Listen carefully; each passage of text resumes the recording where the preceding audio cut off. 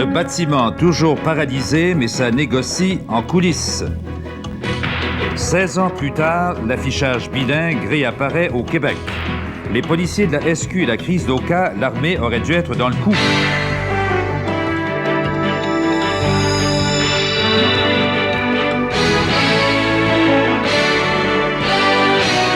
Le téléjournal avec Bernard Deronne. Bonsoir, mesdames et messieurs. C'est toujours le chaos dans la construction au Québec. L'injonction de retour au travail continue d'être défiée un peu partout. Mais ce qu'il y a de neuf, finalement, c'est que les syndicats et le gouvernement négocient et le bureau du premier ministre Bourassa y participe. Même le ministre Sherry évoque l'espoir d'un règlement. Alors, Jean Bédard va nous dire où on en est exactement. Vous voyez, ces députés, ils étudient le projet de loi 142 depuis 4 jours, et peut-être pour rien. Croyez-le ou non, ils en sont encore à l'article 1. L'opposition étire le temps et le ministre aime ça. Pourquoi? Parce qu'il gagne du temps pour négocier sa loi, non pas avec l'opposition qui se demande à quoi elle sert dans cette histoire, mais avec les chefs syndicaux que le ministre a rencontrés tard hier soir avec Robert Bourassa, et aussi avec les représentants patronaux rencontrés aujourd'hui. Le ministre parle maintenant d'espoir de règlement, et il a si peur de briser cet espoir qu'il refuse à peu près tout commentaire précis. À ce moment-ci, je pense que aller plus loin, tenter de vous répondre, ce serait diminuer s'il y a une possibilité de chance qu'on puisse réussir dans ce qui a été initié hier soir. Ce qu'on sait, c'est que les syndiqués ont demandé la négociation d'une seule convention au lieu de 4, comme dans la loi. Ils demandent que l'échéance de cette convention tombe non pas le 31 décembre, mais quelque part au printemps, quand les chantiers ont repris leurs activités, ce qui leur donnerait une meilleure force de négociation. Et puis ils veulent que le gouvernement arrête sa manie des décrets dans la construction.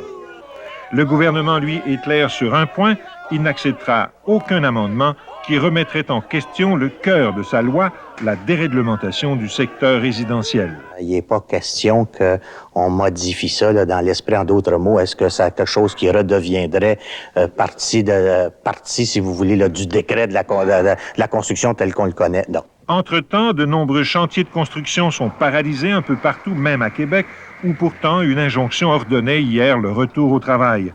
Les entrepreneurs voient une solution à ce problème, une loi pour forcer le retour au travail. Il faut reconnaître qu'on n'a plus vraiment de choix. S'il y a un espoir de règlement, la marge de manœuvre des deux côtés paraît très mince.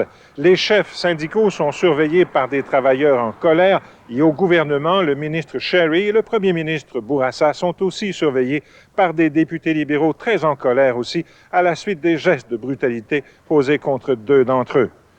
Jean Bédard, à Québec.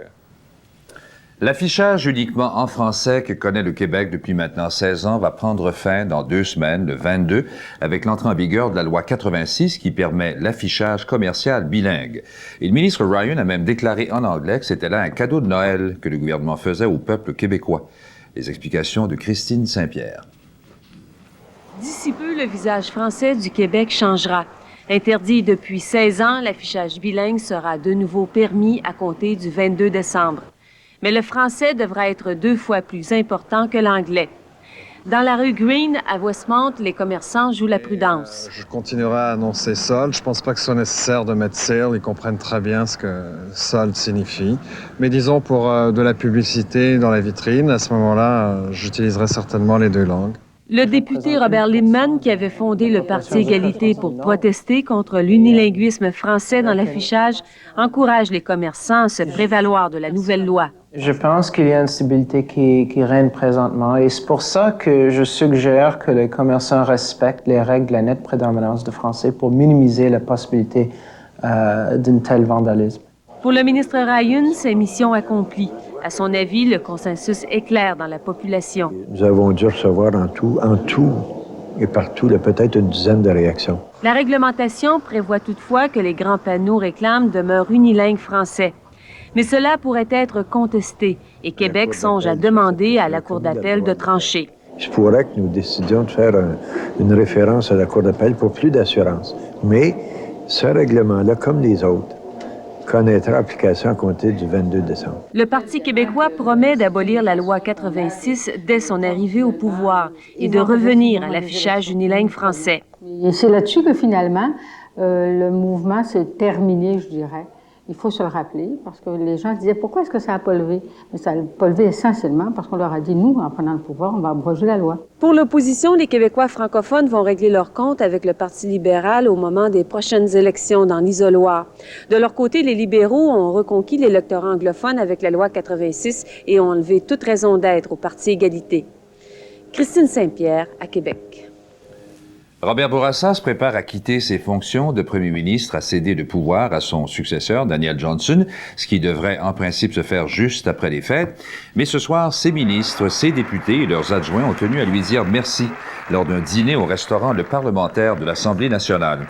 Robert Bourassa a eu droit à une ovation de 3 minutes.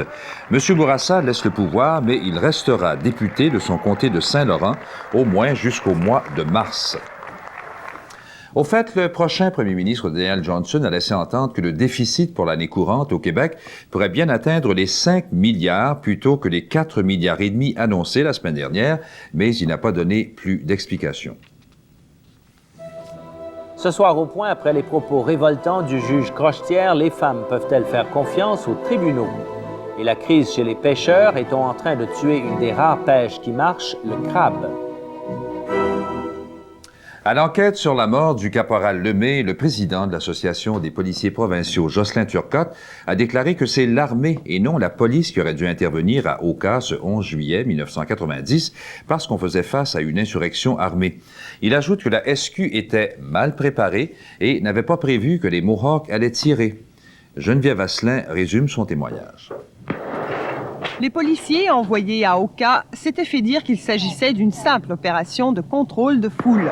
Et ceux qui n'avaient pas à entrer dans la Pinède devaient donc vider leurs armes de leurs balles, comme d'habitude dans de telles opérations.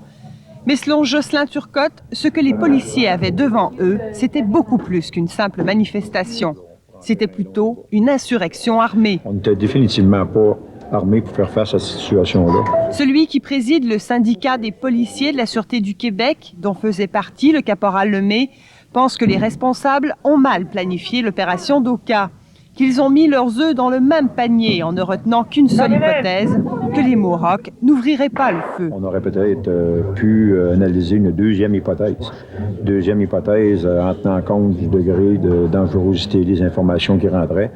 Il aurait été sage, dit-il, de préparer un scénario au cas où les Mohawks tireraient. Un scénario dans lequel on aurait pu, sans honte, faire appel à l'armée canadienne. Ça aurait pu être simplement de retarder l'opération comme telle avec ces informations supplémentaires-là qui apparaissent à la dernière minute. Comme ça aurait pu être aussi de modifier le plan, demander l'intervention, le support de l'armée, qui est venu, on le sait, plusieurs jours plus tard. C'est donc par des critiques que se conclut cette partie de l'enquête du coroner qui portait sur l'opération policière à Oka. Le coroner Gilbert va maintenant tenter de satisfaire les avocats de la Sûreté du Québec qui réclament avec impatience depuis plusieurs semaines des témoins Mohawks.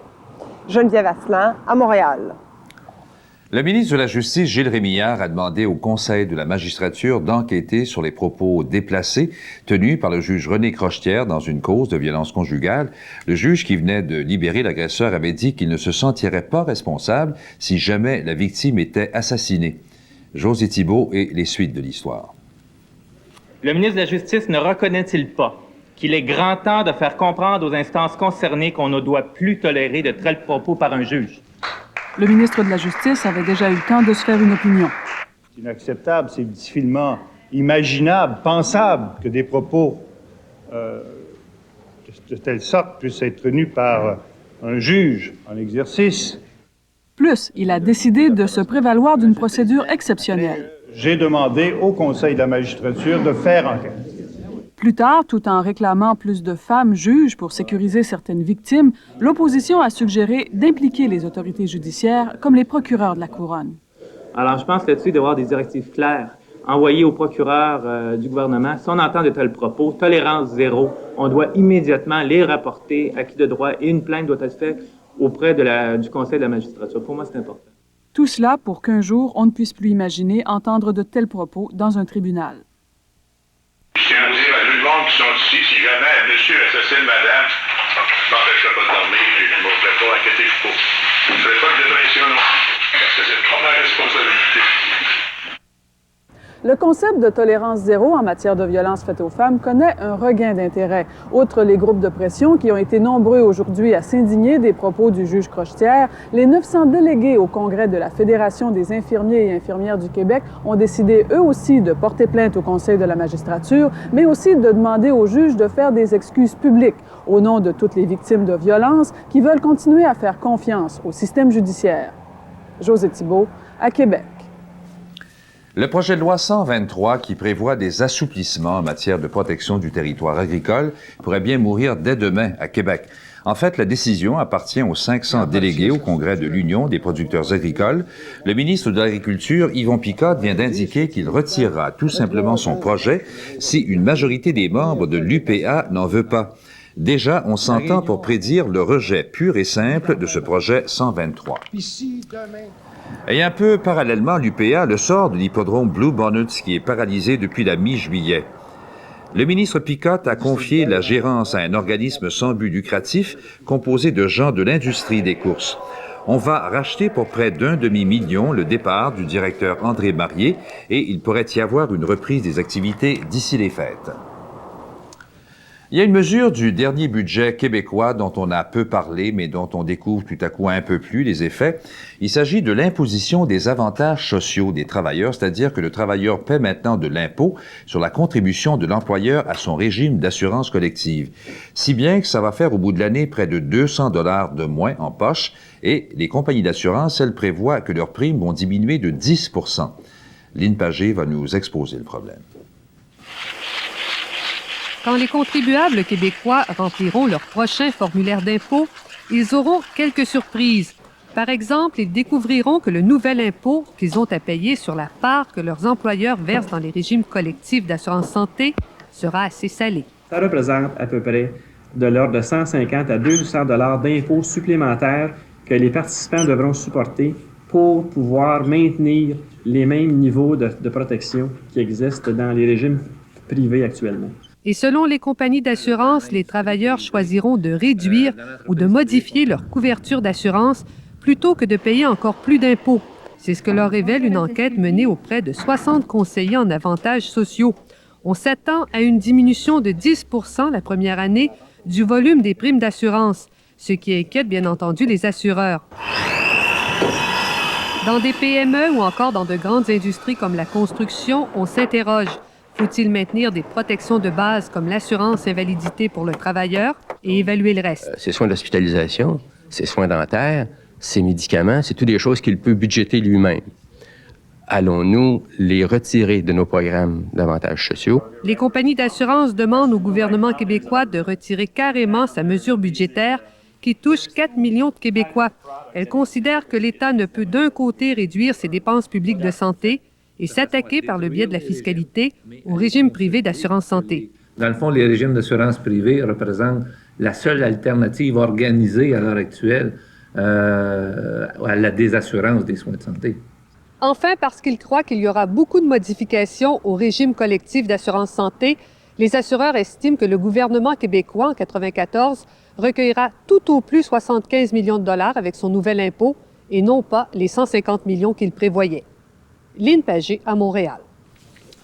Des proches de Kim Campbell soutiennent que l'ex-premier ministre, en fait, ça a duré 19 semaines, va annoncer dès lundi, dans 5 jours, son départ comme chef du Parti conservateur. Et ces mêmes proches affirment qu'il s'agit là du résultat du grenouillage de certains bonzes du parti.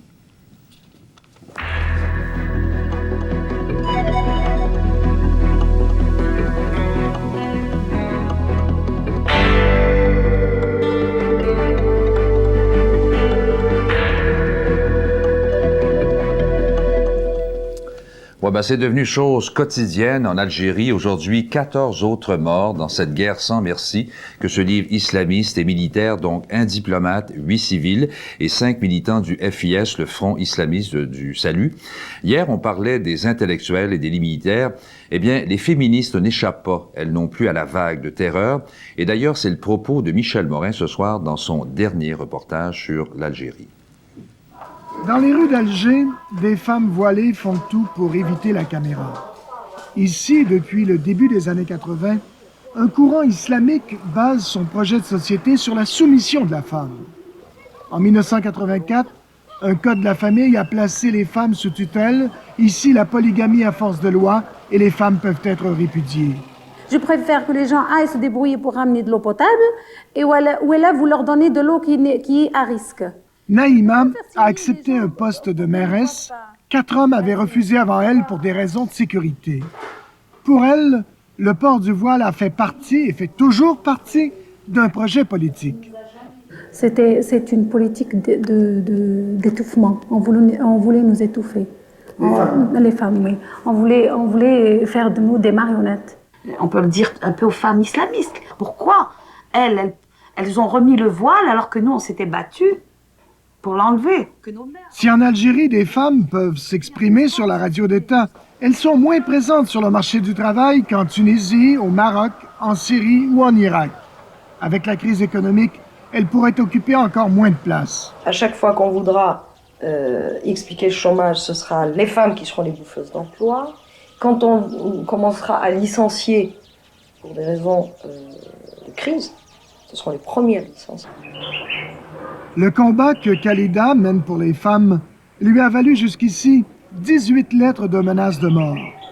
Dans la dernière, on pouvait lire « Même si tu vas à la Mecque et que tu t'agrippes au mur de la Casbah, on t'aura. » En Algérie, la lutte pour les droits des femmes se fait souvent au péril de sa vie. Ici Michel Morin, à Alger. Le tireur fou responsable du carnage du train de New York hier soir a agi, semble-t-il, pour des motifs racistes. Colin Ferguson, un chômeur de 35 ans, originaire de la Jamaïque, a formellement été accusé du meurtre des 5 passagers du train New York-Long Island. L'accusé a dit aux enquêteurs qu'il haïssait les Blancs, les Asiatiques et les Noirs soumis. En France, 6 personnes, dont 5 enfants, ont été tuées, 28 autres blessés, dans un incendie qui a détruit une tour à appartements de 12 étages à Créteil, au sud de Paris. Les pompiers ont mis 3 heures pour venir à bout du sinistre qui a pris naissance, pour une raison encore inconnue, au 6e étage. Une 4e sortie pour les astronautes d'Endeavour qui ont installé le système optique Coaster sur le télescope Hubble. La seule femme de l'équipe, Catherine Thornton, a sorti de la soute un caisson de la taille d'une cabine téléphonique pesant 290 kilos sur Terre avant de le placer sur ses rails avec l'aide de Tom Akers. On ne saura pas avant 6 semaines si la mission est une réussite lorsque Hubble transmettra ses premières images. Le président Clinton a signé le projet de loi permettant l'entrée en vigueur le 1er janvier du traité de libre-échange nord-américain, l'ALENA. À son avis, c'est là un pas vers la formation d'un nouvel ordre économique mondial dont la prochaine étape pourrait être un accord du GATT la semaine prochaine. Et justement, le ministre fédéral de l'Agriculture, parlant du GATT, M. Goodale, a finalement admis que le Canada devra se rallier au consensus mondial au GATT et remplacer les quotas par un système de tarifs douaniers pour protéger le lait et la volaille. Mais le ministre pense qu'il est possible de préserver le système de gestion par la tarification, comme le font les Européens. Russie, les observateurs canadiens sont arrivés à Moscou en vue des premières élections multipartites de dimanche. Alors, ils font partie des 700 observateurs étrangers qui seront déployés aux 4 coins du pays. Aujourd'hui, dernière journée de cette campagne électorale, une campagne, somme toute, qui a été peu animée, mais il reste que les communistes qui ont dirigé l'URSS pendant 74 ans, ces communistes qui sont maintenant sans pouvoir, demeurent quand même une force importante dans ces élections-là, c'est-à-dire le plus grand parti politique avec plus de 500 000 membres. Un bilan de Don Murray, là-bas. Samara se trouve au cœur industriel de la Russie. Lors de l'invasion nazie en 1941, Staline a déménagé en catastrophe des dizaines d'usines militaires dans la région. Maintenant, les communistes tentent de reprendre la citadelle. Mais leur invasion est modeste. Le chef du parti, Gennady Zyuganov, arrive par train avec un seul adjoint pour rencontrer ses électeurs et pour leur livrer le nouveau manifeste communiste. À l'usine d'aviation Vol, des travailleurs remplissent la salle pour l'écouter. Leur usine est au bord de la faillite, faute de subventions gouvernementales. Zyuganov leur dit que les réformes économiques des Yeltsin visent délibérément à appauvrir la Russie pour la livrer comme colonie à l'Occident. L'ancien chef du département de la propagande du parti admet que son programme repose sur la nostalgie. La grande majorité ici, dit-il, est nostalgique des valeurs traditionnelles, du respect du travail et de la protection des bénéfices sociaux. L'évocation des gloires du passé communiste est une vision qui plaît aux fidèles, mais qui ne semble pas attirer de nouveaux partisans. Pour beaucoup de gens ici, le Parti communiste reste une option inacceptable. Personne ne les soutient, dit-il, certes pas des jeunes ou des gens d'âge mûr. Ce soir-là, Zyuganov remplit une salle de partisans enthousiastes, mais âgés. Il pleure quand il déclare qu'il ne peut vivre sans l'Union soviétique. Ils écoutent attentivement quand il se moque de la constitution de Yeltsin. Selon lui, elle accorderait au président plus de pouvoir qu'un tsar ou qu'un pharaon. Ils veulent restaurer le passé. Et leur enthousiasme et leur engagement sont tels que le Parti communiste russe risque d'être une force importante dans le nouveau Parlement. Ici Don Murray, à Samara. Une déclaration choc de la sœur de Michael Jackson qui affirme que son frère a agressé des enfants depuis des années. La Toya Jackson a déclaré qu'elle ne voulait pas, par son silence, se faire la collaboratrice des crimes commis par son frère contre de petits enfants innocents. Michael Jackson est poursuivi par un adolescent de 13 ans qui soutient que le chanteur l'a agressé sexuellement. Eh bien, pour finir, Radio-Canada a rendu public son projet de chaîne continue d'information de langue française. Le projet, d'ailleurs, est devant le CRTC. Le nouveau canal, le réseau de l'information, c'est son nom, entrera en ondes le 1er janvier 1995. Il diffuserait des nouvelles, des informations 24 heures sur 24, 7 jours sur 7 en français. Cette nouvelle chaîne permettrait de créer 184 postes permanents, 60 dans les différentes régions du pays et 124 à Montréal. Bref, les précisions de Daniel Levasseur. C'est ce vidéo qui va servir à faire la promotion du réseau de l'information de Radio-Canada, l'équivalent du News World de CBC. C'est un projet d'envergure qui prévoit la diffusion de 90% d'émissions en contenu canadien et original entre 6 heures et minuit. Alors que les Anglais ont CNN et News World, il n'y avait pas encore d'équivalent en français.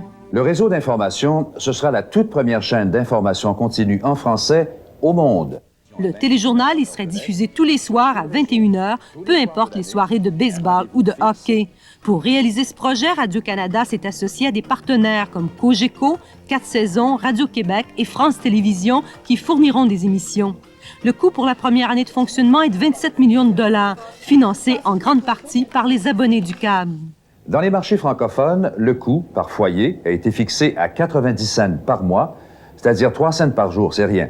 Mais les câbles-distributeurs ne sont pas d'accord pour imposer ce 90 cents sur le service de base. C'est une position industrielle pour tous les services qu'on puisse offrir de façon optionnelle à nos abonnés la possibilité de s'y abonner ou non.